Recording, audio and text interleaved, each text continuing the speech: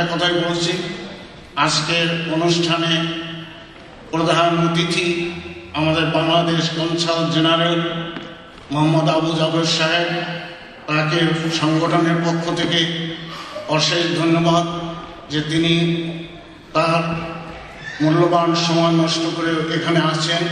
তারই সাথে আমি বলছি বাপলার president Mohammad Abdul Hashem, attorney at law Amy Ghosh, আমাদের সাংবাদিক কুদ্দুস খান এবং আমাদের বিশিষ্ট একজন ব্যবসায়ী অ্যানা ঘোষ।